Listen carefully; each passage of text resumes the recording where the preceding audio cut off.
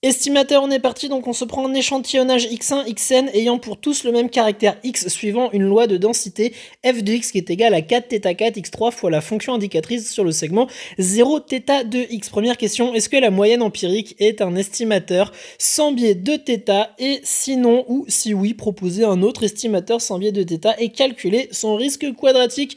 On est parti. Donc, pour rappel, on dit que t est un estimateur sans biais que je vais noter ESB, par exemple, d'un paramètre θ, si et seulement si, eh bien, on a que l'espérance de t est égale à θ. Donc, on est parti pour calculer l'espérance de xn bar, l'espérance de la moyenne empirique. On va avoir l'espérance de 1 sur n, la somme des xi. Je ne vais pas marquer les indices pour aller plus vite.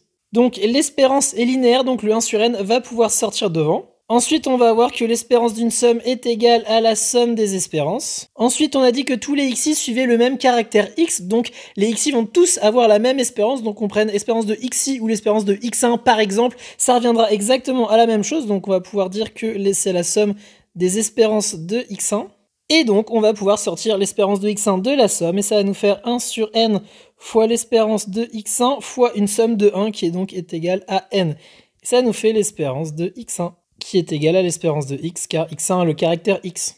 Or, on a dit que x suivait une loi de densité avec pour densité f de x qui est égale à 4θ4 x3, fonction indicatrice de 0θ. Donc on va avoir l'espérance de x qui va être l'intégrale de moins l'infini à plus l'infini des x f de x dx, donc ça formule l'espérance que vous devez connaître, qui est égale à 4θ4, l'intégrale de 0 à θ de x4 dx, qui va nous faire quand on intègre et on évalue 1 cinquième de θ5 qui va être égal à 4 cinquièmes de θ.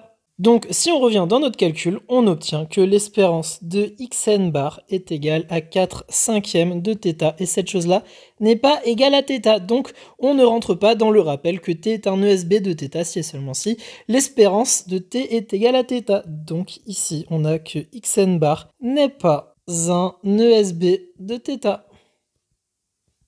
Donc maintenant, on va déterminer un estimateur sans biais de θ en se basant sur ce qu'on a trouvé juste au-dessus. Donc on a que l'espérance de xn bar, cette chose-là, est égale à 4 cinquièmes de θ. Nous, ce qu'on aimerait avoir, c'est juste θ pour avoir un estimateur sans biais. Sauf que l'espérance, c'est une fonction qui est linéaire. Donc en fait, le 4 cinquièmes, si on est malin, on va pouvoir le contrecarrer avec un 5 quarts.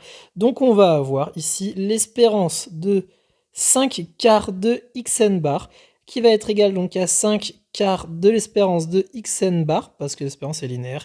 Ça nous fait 5 quarts de 4 cinquièmes de θ qui est égal à θ.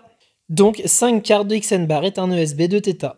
On est parti pour déterminer son risque quadratique. Donc pour rappel, si t est un estimateur sans biais de θ, le risque quadratique de t est égal à la variance de t. Donc ici 5 quarts de xn bar est un estimateur sans biais de θ, donc on va voir que le risque quadratique de 5 quarts de xn bar va être égal à la variance de 5 quarts de xn bar. On va avoir variance de 5 quarts de xn bar qui va être égale donc à 5 quarts au carré de la variance de xn bar. Car variance de ax plus b est égale à a carré variance de x, qui va encore être égale à 5 quarts au carré de la variance de 1 sur n, la somme des xi, qui va être égale à 25 16e de 1 sur n carré, la variance de la somme des xi.